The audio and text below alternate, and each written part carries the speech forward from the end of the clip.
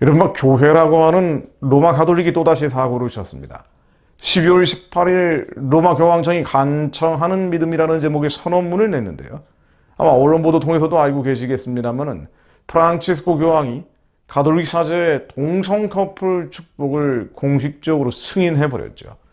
물론 조건이 좀 있습니다. 이번 선언문이 동성간 결혼을 완전히 인정한 건 아니다.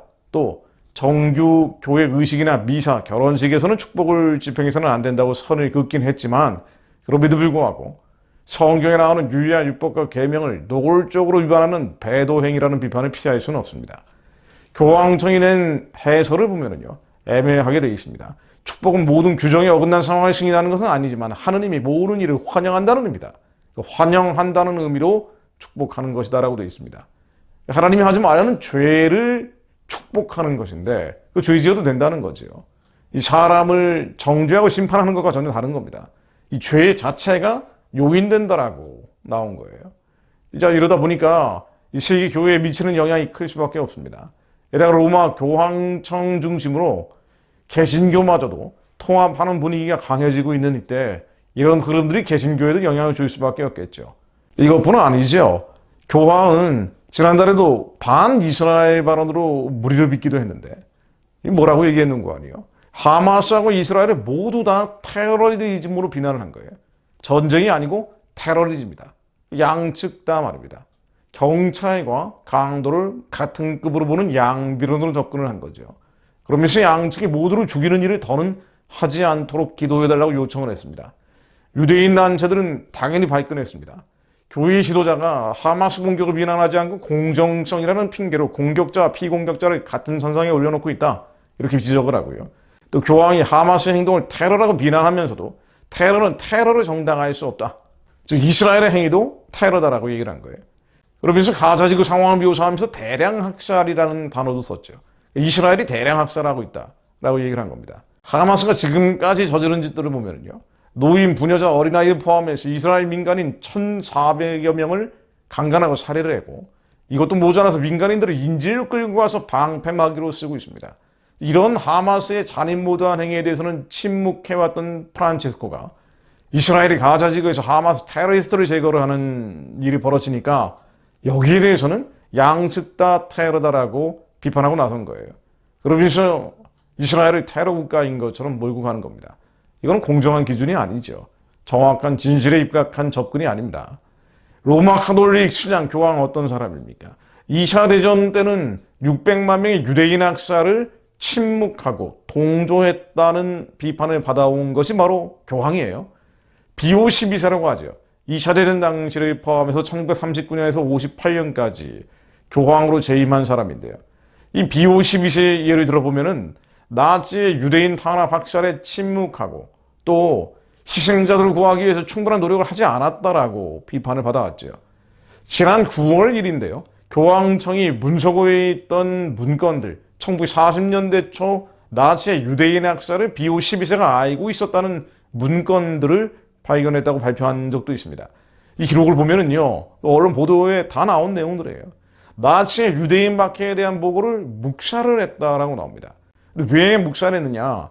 교황청의 고문 중에 한 명인 안젤로 델라 쿠아 신부라는 사람이 있는데 뭐 그 중에 여러 가지 영향을 준 사람 중에 한 명이겠죠. 이 델라 쿠아 신부는 로마 교구를 관장하는 초기경에 오르는 사람인데 1943년에는 이런 발언을 하기도 했습니다. 유대인의 영향력을 경계하는 것은 매우 적절한 일이다. 1943년이 언제입니까? 나치가 한참 유대인 학살하고 있을 때 유대인의 영향력을 경계하는 게 적절한 일이다. 그러니까 나치의 학살 행위에 동조하는 발언을 하고 이 사람이 로마 교구를 관장하는 추기경이 된 사람이에요. 그런 교황이 이번에는 이스라엘의 멸절을 공언하고 있는 하마스를 비호하면서 오히려 이스라엘이 테러 국가로 몰아가고 있는 셈입니다.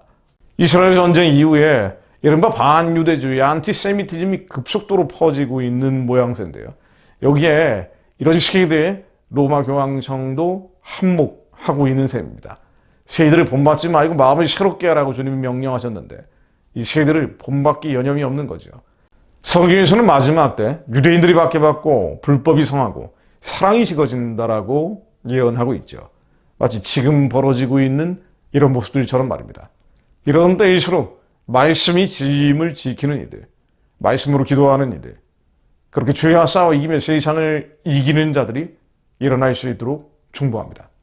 로마서 1장 26절로 이 때문에 하나님께서 그들을 부끄러운 욕심에 내버려 두셨으니 곧 그들의 여자들도 수위대로 쓸 것을 받고 영리로 쓰며 그와 같이 남자들도 수위대로 여자 쓰기를 버리고 서로 향하여 음욕이 부릴 듯하며 남자가 남자와 더불어 부끄러운 일을 행하여 그들의 그릇 때문에 상당한 모험을 그들이 자신이 받았느니라.